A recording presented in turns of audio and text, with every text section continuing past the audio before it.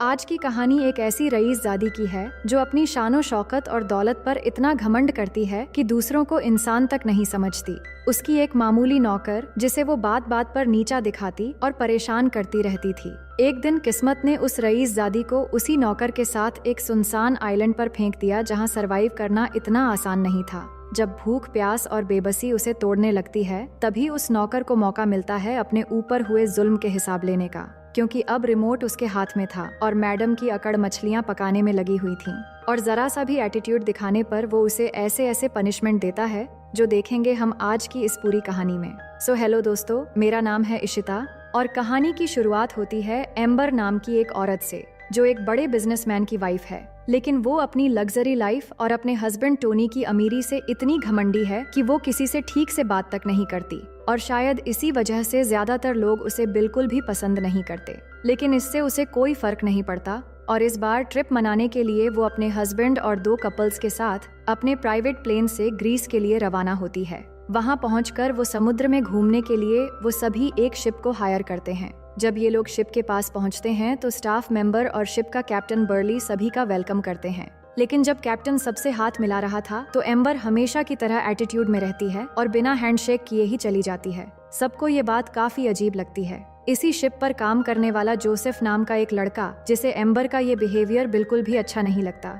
फिर वो सबका सामान ले जाकर उन्हें उनका कमरा दिखाने लगता है। लेकिन एम्बर को यहाँ कुछ भी अच्छा नहीं लगता और उसके रूड बिहेवियर से लग रहा था कि वो इन सब से अच्छा डिजर्व करती है। फिर वो रूडली पूछती है, क्या यहाँ जिम है? तो जोसेफ चुपचाप जाकर एक छोटी सी साइकिल लेकर आता है और कहता है, क्या इससे आपका काम चल जाएगा? असल में वो एम्बर का मजाक उड़ा रहा होता है, जो देखकर एम्बर गुस्से में कहती है कि मैं तुम्हें तुम्हारी जॉब से निकलवा सकती हूँ। फिर अगले दिन सब लोग छोटी बोट्स में डाइविंग करने जाते हैं। बाकी सब पानी में जाकर मस्ती करते हैं, लेकिन एम्बर पानी में नहीं उतरती क्योंकि उसे पानी से डर लगता है। वो जोसेफ से कहती है, तुम यहीं मेरे साथ बोट पर रुको। तो जोसेफ को भी मजबूरी में उसके साथ रुकना पड़ता है। तभी जोसेफ कहता है, आपको भी उनके साथ स्विमिंग करने जाना चाहिए।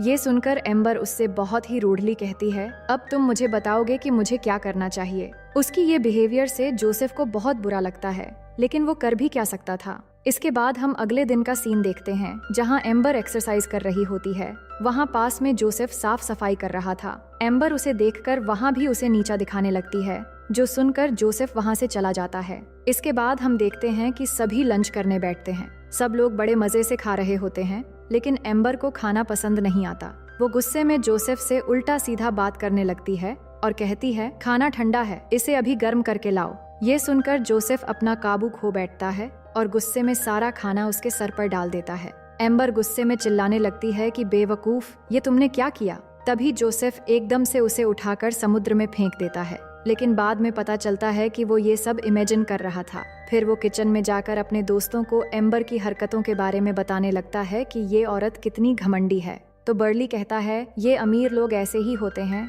हमें हर बार मुस्कुराते हुए इनकी बात माननी पड़ती है, इनका कोई इलाज नहीं है।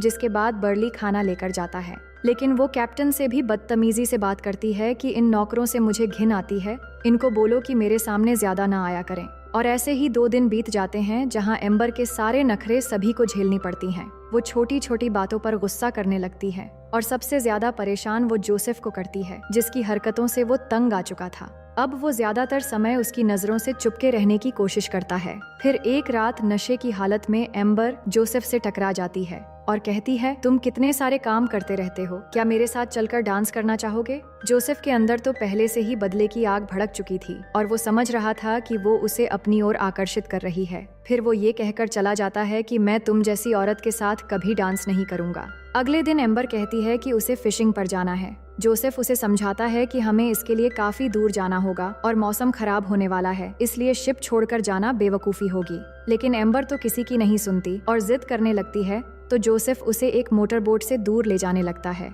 लेकिन काफी दूर जाकर अचानक बीच रास्ते में बोट बंद हो जाती है। जोसेफ स्टार्ट करने की बहुत कोशिश करता है, पर इंजन चालू ही नहीं होता। फ्यूल चेक करने पर पता चलता है कि बोट में तो पेट्रोल ही नहीं है और उसने आते समय पेट्रोल चेक भी नहीं किया था। एम्बर भड़क जाती है कि इसे जल्दी स्टार्ट करो, मुझे फालतू की टेंशन नहीं चाहिए। जोसेफ कहता है, मैंने पहले ही कहा था कि मत चलो, लेकिन तुम्हारी जिद की वजह से अब मैं भी यहाँ फंस गया हूँ, इसलिए चुपचाप बैठी रहो, अब किसी के आने का इंतजार करना होगा।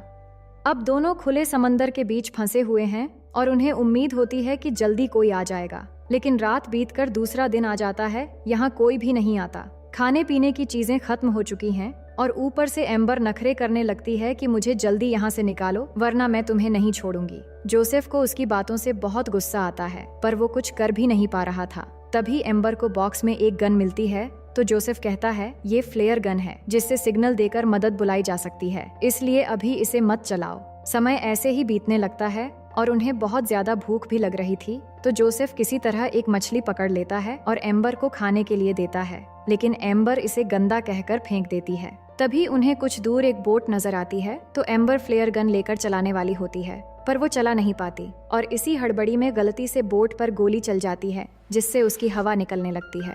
अब दोनों आधी बची हुई बोट के हिस्से को पकड़कर तैरते रहते हैं। इसी तरह रात हो जाती है और ऊपर से बारिश और तूफान भी शुरू हो जाता है, पर दोनों किसी तरह बोट को पकड़े हुए रात गुजार लेते हैं। अगली सुबह आंख खुलती है तो उन्हें कुछ दूर एक आइलैंड नजर आता है। उम्मीद की एक किरण जागती है और दोनों किसी तरह उस आइलैंड तक पहुंच जाते हैं, पर जैसे ही पहुंचते हैं एम्बर बोलती है जल्द ही मेरा लॉयर तुमसे मिलेगा और तुम्हें सलाखों के पीछे डालेगा।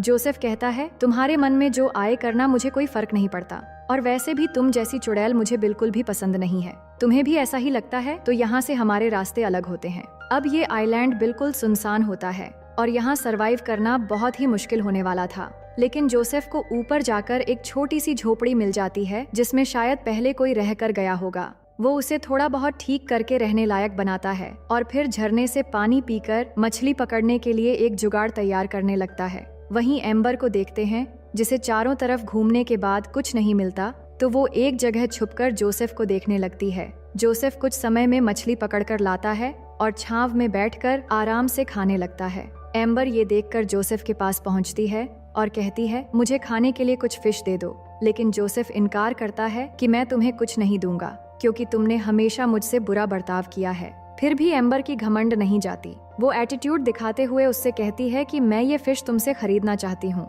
लेकिन जोसेफ कहता है मुझे ये फिश नहीं बेचनी। तो एम्बर कहती है मैं इसके लिए $1000 दूंगी और अपनी सोने की ब्रेसलेट भी उसे दे देती है, लेकिन जोसेफ उसे फेंक देता है कि यहाँ ना तो तुम्हारी दौलत काम आएगी और ना ही घमंड। अगर भूख लगी है तो खुद जाकर मछली पकड़ो। एम्बर गुस्से में उसके ऊपर मिट्टी फेंक देती है तो जोसेफ भी भड़क जाता है और उसे एक थप्पड़ मार देता है और कहता है अगर तुम्हें कुछ खाना है तो मुझे मास्टर कहकर बुलाना होगा। इस आइलैंड पर मैं तुम्हारा बॉस हूँ और मेरी सारी बातें तुम्हें माननी पड़ेगी। आज से तुम मेरी नौकर हो और मैं तुम्हारा मालिक। तुम सबसे पहले मेरे सारे कपड़े धोकर उन्हें सुखा कर ले आओ, जिसके बाद मेरा मन हुआ तो तुम्हें खाना दूंगा। एम्बर के पास अब कोई रास्ता नहीं होता, तो गुस्से में वो जोसेफ के सारे कपड़े धोती है और सूखने के बाद उसे लाकर देती है, जिसके बाद जोसेफ उसे पानी भर के लाने के लिए कहता है तो वो ये भी करती है। इसके बाद जोसेफ उसे खाने के लिए देता है। एक अमीर और घमंडी औरत जो खाना थोड़ा ठंडा होने पर गुस्सा करती थी, अब भूख की वजह से वो आधा कच्चा खाना भी खा रही थी और जोसेफ भी यही चाहता था कि उसे अपनी गलती का एहसास हो और उसकी अमीरी का घमंड टूट जाए।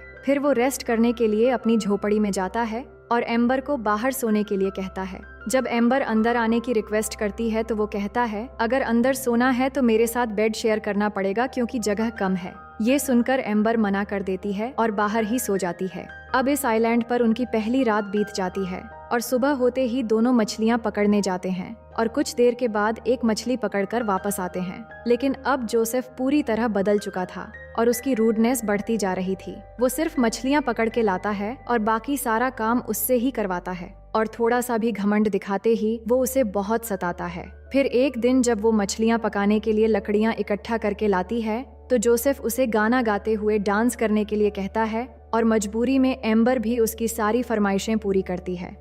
अब एम्बर एक नौकर की तरह उसके सारे कपड़े भी धोती है और अगर कोई बात नहीं सुनती और एटीट्यूड दिखाती है तो जोसेफ उसे पनिशमेंट भी देता है। समय ऐसे ही बीतने लगता है और इस वीरान आइलैंड पर धीरे धीरे इन दोनों के बीच एक अजीब सी केमिस्ट्री बननी शुरू हो जाती है। फिर एक दिन जब एम्बर मछलियां पका रही थी, तभी जोसेफ अचानक एम्बर से कहता है मेरे हाथ पर किस करो। एम्बर पहले तो ऐसा करने से मना करने लगती है, लेकिन हालात ऐसे होते हैं कि मजबूरी में उसे करना ही पड़ता है। जोसेफ ये सब कुछ इसलिए कर रहा था ताकि उसकी सारी अकड़ टूट जाए और वो एक अच्छी इंसान बने। अब जोसेफ एक आमिरजादी और घमंडी को अपना नौकर बनाकर एक शाही जिंदगी बिताने लगता है। इसके बाद एक दिन जब एम्बर काम कर रही थी तो जोसेफ उसके पास आकर किसी बात को लेकर उसे परेशान करने लगता है। एम्बर अब तंग आ चुकी थी, इसलिए उसके बार बार परेशान करने पर वो उसके प्राइवेट पार्ट में लात मारकर भागना शुरू कर देती है। जोसेफ गुस्से से भरा हुआ उसके पीछे भागने लगता है।